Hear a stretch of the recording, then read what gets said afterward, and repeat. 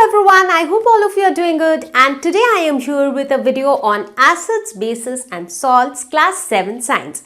So I am Roshni from Learner Hub, the free learning platform where you get to learn anything and everything from anywhere absolutely free of cost at learnerhub.com. So children, today we are going to learn about acids, bases and salts. So maybe you are hearing these terms for the first time, but you will be surprised to know that these are some of the things which we use in our day-to-day life. Yes. Think of a lemon. What's that? So lemon is acidic in nature. So it has acid in it. Not just lemon. In fact, you think of any citrus fruits, whether it is orange or amla or lemon, they all are acidic in nature. Think of a soap or detergent. Baking powder, baking soda, what are they? They are all basic in nature. So they are examples of bases. Salt, needless to say, common salt, which is widely used for cooking purposes. So you see, these are some of the things which we use regularly in our life, and there we have acids, bases and salts. Another nice example. Have you often heard of people who say that, yesterday I had some nasty food and I am having some stomach problem due to acidity in my stomach. And what do? They take medicines, which are actually antacids. So antacids again are an excellent example of bases. So we actually see that there are so many things around us which are acids, bases and salts. So needless to say, it is very, very important that we learn about them in more detail. So what are we waiting for? Let's get started.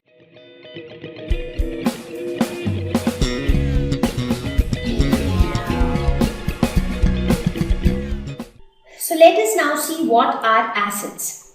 Now the word acid is derived from a Latin word called acere, which means sour.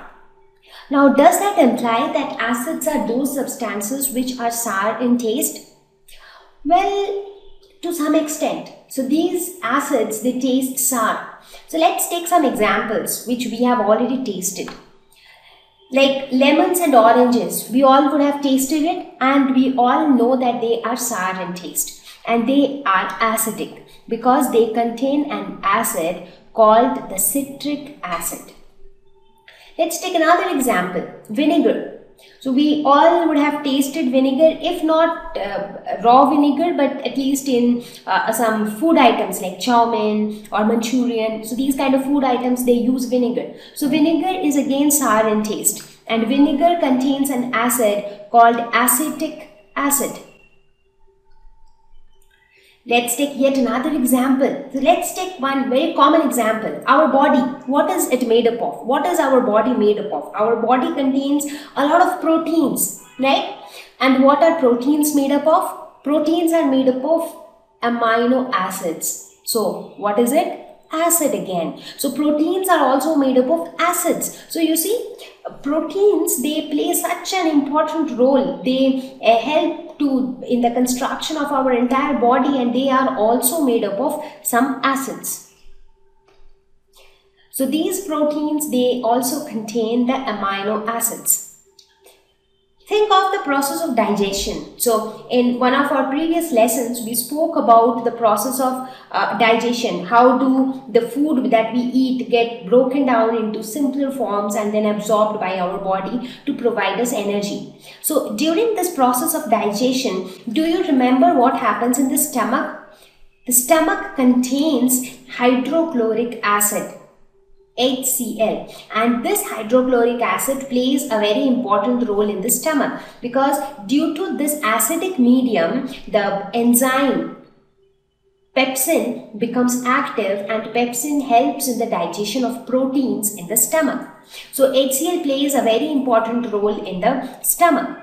So here also you see acids are there. So even inside our body also we see so many acids present here and there. Now when the concentration of this HCl increases in the stomach, that is when we suffer from acidity. So that's how the problem of acidity comes up. So you take example of spinach. Spinach also contains an acid called the oxalic acid. You take example of curd, which is consumed by us very frequently, and curd is actually prepared from milk. So this curd also contains an acid called the lactic acid. So all these common substances contain so much of acids. So yes, it is really important to know what are acids. Now, I would not say that the correct way of defining acid is by its taste, because it is not possible to taste all types of acids, because some acids might be extremely harmful being consumed. So therefore we cannot consume it. Now, if the only way we are defining acid is by their taste, then we will not be able to find out a lot of acids. So this is basically one characteristic of acids, that they are sour in taste. But yes, there are other properties of acids which we are going to discuss now, by which we can actually distinguish which is an acid and which is a base. So let's see what are bases. So these are the substances which are mostly bitter in taste. So let's look at a few examples. Now, not only bitter, they are also kind of soapy in touch. So I'm sure you would have understood some of the examples, like the soap itself. Soap is definitely going to be soapy in touch. So it is like when you put soap on your palms, what happens? It is like kind of slippery. It's like kind of slimy. So that kind of touch is referred to when we say soapy in touch. So some other examples are bleach, the washing soda or baking soda. They are also bases. So if you have ever got a chance to taste baking soda, because I will not advise you to taste a soap or a bleach, of course do not do that. So we are actually going to talk about how to distinguish which is a base and which is an acid. So there is absolutely no need to taste these substances. Just now I gave you an example, right, that when the concentration of hydrochloric acid in the stomach increases, that causes acidity. And when you have acidity, you feel pain in the stomach, you feel uneasiness, discomfort. And how do you get rid of that? With the help of antacid tablets. So these antacid tablets, they are actually basic in nature. So when these tablets are consumed, they reach the stomach and they reduce the acidity. So now antacids are bases. So bases and acids, they are like just opposites. So they neutralize the effect of each other. So bases will neutralize, or it will bring down the acidity of the stomach. And that is how you feel better after taking the antacid tablets. Now, these bases, in the initial days, they were also known as the alkaline.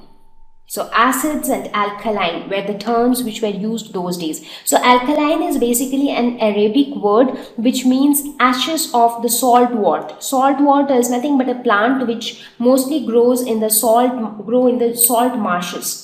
So ashes of that plant was referred to as alkaline. So that was the earlier name of bases, but later it was more commonly called as base.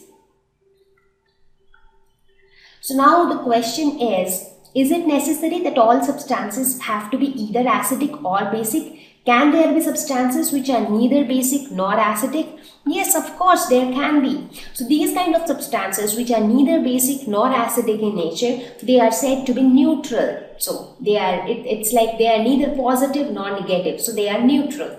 So they are like the common man. So some of the examples of neutral substances are sugar, salt, water. These are all examples of neutral substances. So now in this lesson, we are going to focus mostly on acids and bases, and we are going to see how can we distinguish between an acid and a base. How can we determine a particular substance is an acid or a base? So that's the question which is running in everybody's mind. How do we distinguish the acidic and basic substances? Now, tasting the substances is not the right choice, because we will never know that, let's say, some unknown substance, some new substance. So we are not very sure about the composition of that substance. We are not very sure how will consuming that substance impact our body. But we want to know whether that substance is acidic or basic in nature. So if you think tasting that substance is an option, so that can be risky as well, because maybe that the substance is extremely poisonous for your body. So it is going to cause you harm. So therefore, it is always not advised to taste any unknown substance, because you do not know the composition of that substance. So the substance might contain a lot of harmful things which might spoil your body.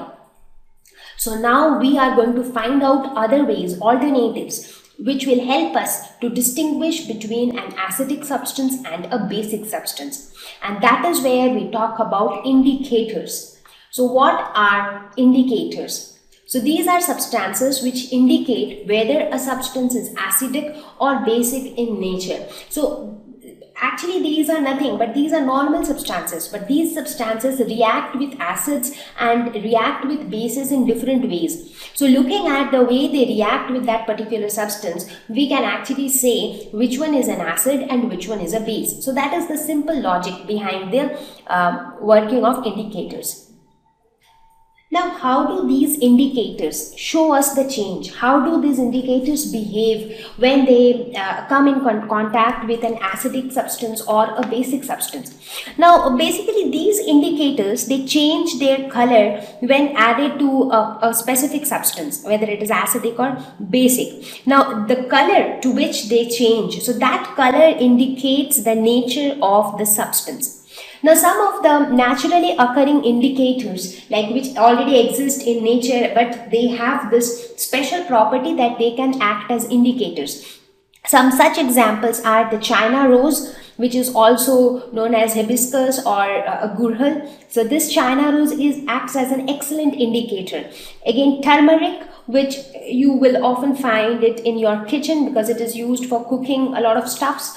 The litmus test. So litmus is a kind of dye which is obtained from the lichens. You remember lichens? We discussed in our previous lesson. So lichen is mostly seen on the bark of trees, and lichen is an association, symbiotic association between algae and fungi. So from those lichens, this dye is obtained, and this dye is called litmus. So from that litmus, we obtain litmus paper, and this litmus paper also show a change of color when it comes in contact with an acidic or a basic substance. So these are some examples of naturally occurring indicators. Other than these, there are many chemical compounds which act as indicators. One such example is the phenolphthalein. So this is a colorless chemical compound which can act as indicator.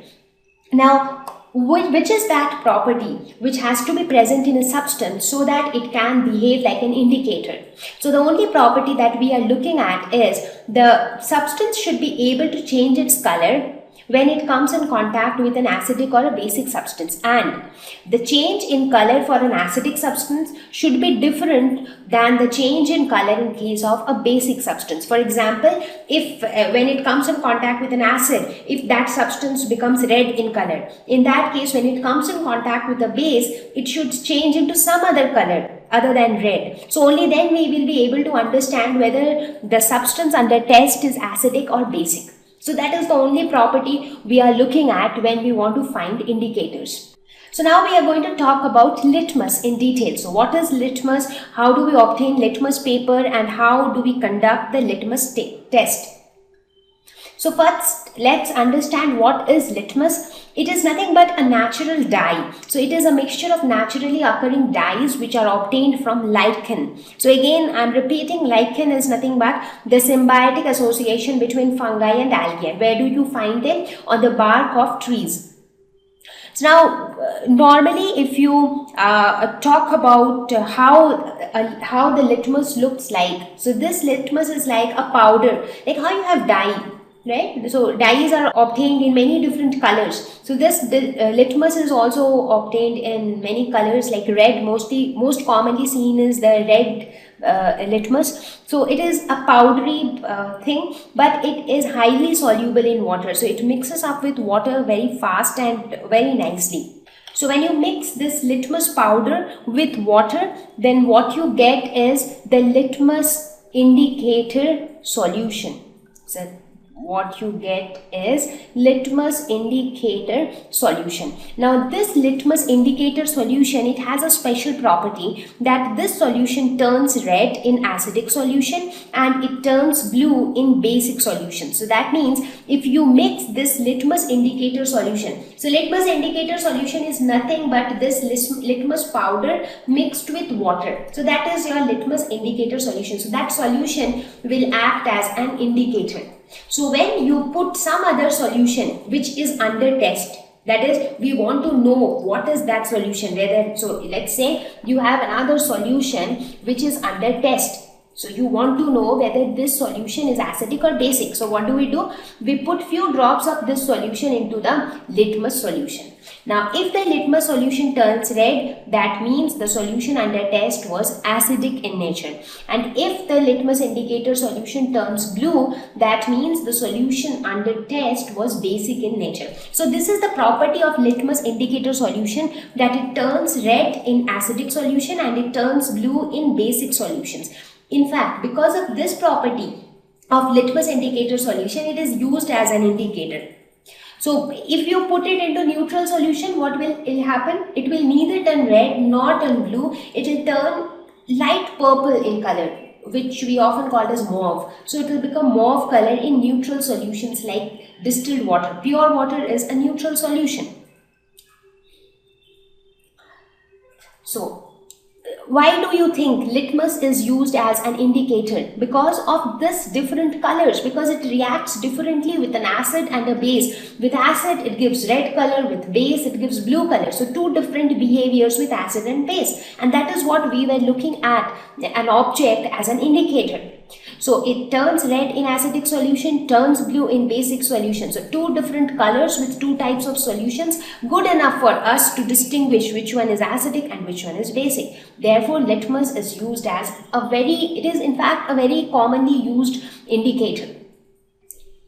Now, to make this process of testing acid or base more convenient, instead of using the litmus solution, litmus papers are more commonly used, because papers are more easy to handle, and the test also becomes more simpler and more convenient. So how do we obtain this litmus paper? Because till now we were only talking about the litmus solution. Now once we have prepared the solution, all we need is a few filter papers. So I hope all of you know what are filter papers. So these are like papers with fine pores. Like when you prepare tea, what do? After preparing tea, you pass it through a sieve. Why do you need that sieve? So that it can filter out the tea from all the solid tea leaves. So in a similar way, these filter papers, they have very tiny pores, and when you pass any solution through it, it will just allow the liquid to pass through it, and it will hold back all the solid particles. So that is filter paper.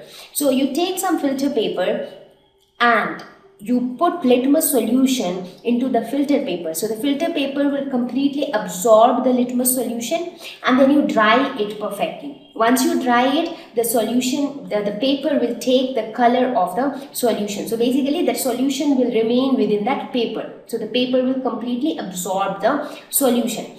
So the most commonly available litmus papers are red and blue litmus papers. So they are cut into thin strips, as you can see here, and then it becomes very convenient to use them as an indicator. So litmus paper is one of the most common indicators which is used to test the acidity of a substance. Now, the way I was telling that the litmus indicator solution changes its colors. Similarly, these litmus paper, when you put them inside the solution, so if the solution is acidic, it turns red. If the solution is basic, it turns blue.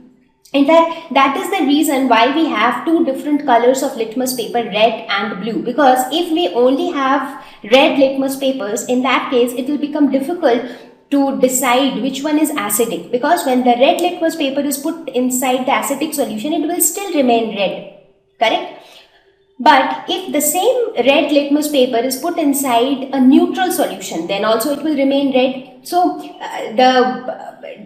the decision might become a little difficult. So that is why both the colors of litmus paper are available, red and blue, and using both of these we will be able to reach to a conclusion whether a particular solution is acidic or basic in nature. So let us now look at the litmus test. How do we exactly perform the test? So now we are ready with the litmus papers. So let's see how the litmus paper behaves differently with an acidic solution and a basic solution.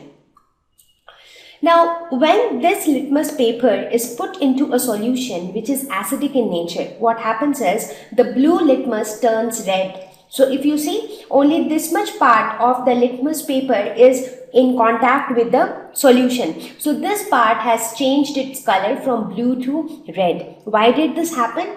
Because we already know that whenever litmus solution comes in contact with acids, it turns red. So that is why we have used blue litmus paper, so it turned red, which specifically showed that this solution is acidic in nature.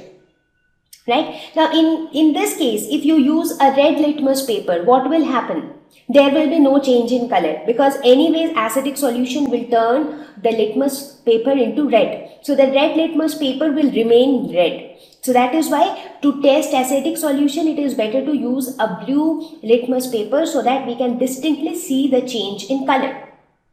On the other hand, if we want to test a basic solution, we use a red litmus paper so that it turns blue. So for a basic solution, B for basic, B for blue. So in basic solutions, the color changes into blue.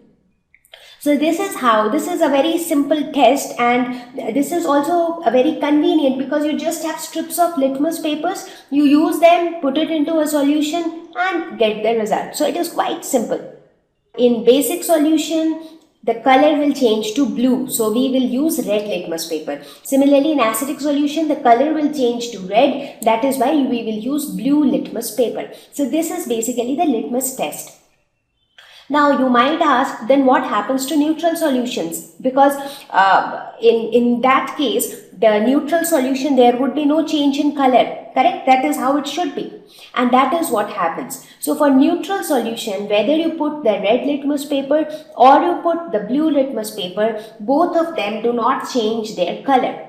Now, one very important thing to be noted here, that whenever you have to test whether a solution is neutral or not, you have to perform the test with both red litmus paper as well as blue litmus paper. Because if you are only using red litmus paper and the color doesn't change, so there are two possibilities that can happen. One is maybe the solution is acidic, because in acidic solution also the red litmus paper will not change its color, or the solution is neutral.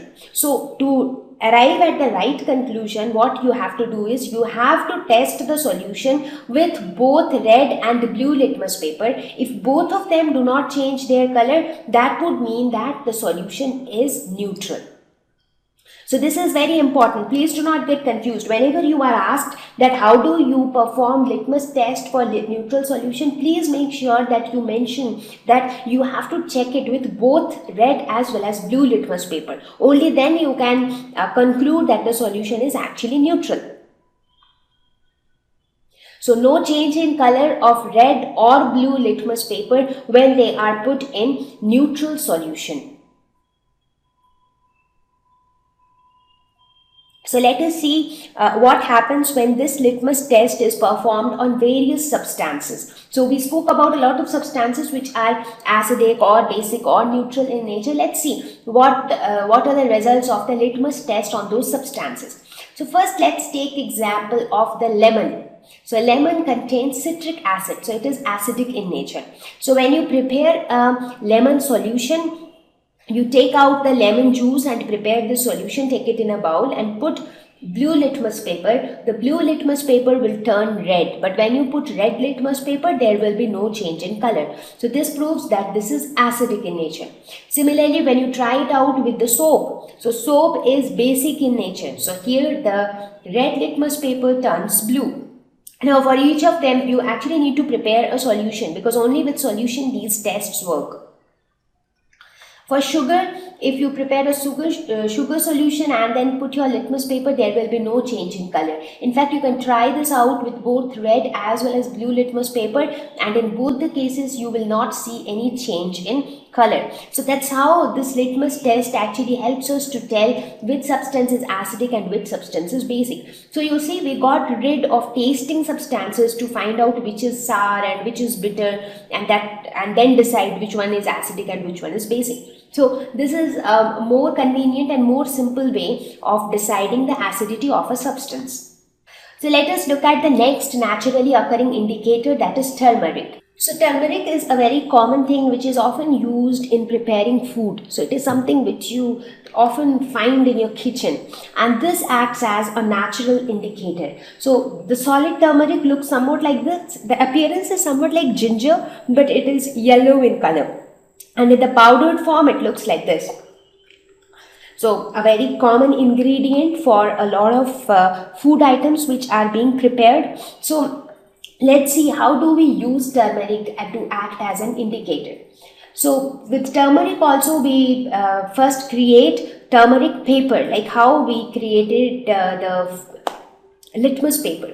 So here also we will take some filter papers, and then these filter papers were given deposits of the turmeric paste. So how do we prepare turmeric paste? Take some turmeric powder, mix it with little bit of water until you get a paste, and then put that paste on these filter papers. Dry the filter papers properly, and what do you obtain? You obtain yellow colored filter paper, yellow colored turmeric paper, and then you cut the paper in thin strips, and these strips then act as the turmeric paper, and we can use them also in a very similar way how we were using the litmus paper. But now we will see how the color changes in case of turmeric paper. So let us look at the turmeric test.